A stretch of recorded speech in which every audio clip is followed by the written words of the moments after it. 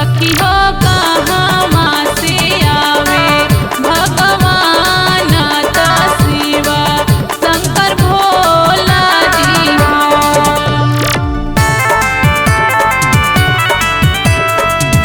Music by Dinesh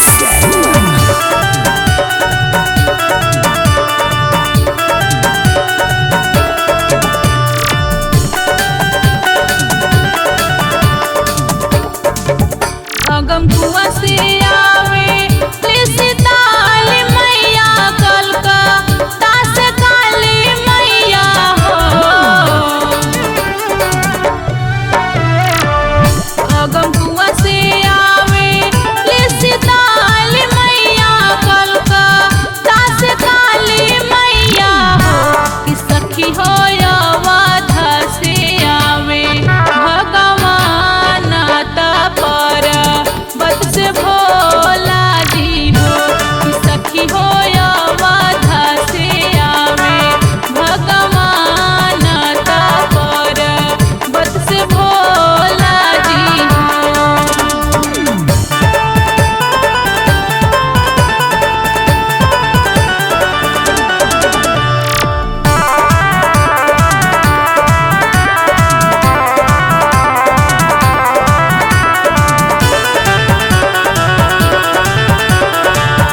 काई चढ़ी आवे सीताल मैया काई चढ़ काली मैया हो।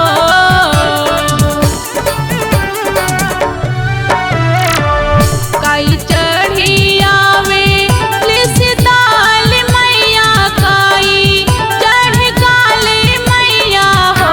कि सखी हो काई चढ़ी आवे भगवान काई चढ़ी भोला जी हो। कि सखी हो काई चढ़ी आवे भगवान काई चढ़ी भोला जी हो।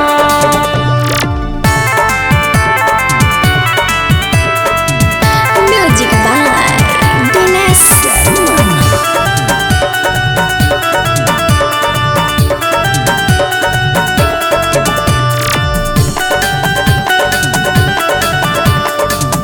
गधा चढ़ी आवे सीताल मैया हाथी चढ़ काली मैया हो।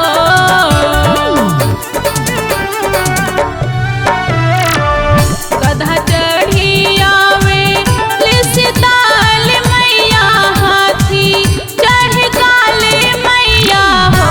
कि सखी हो रथा चढ़ी आवे भगवान त बसहा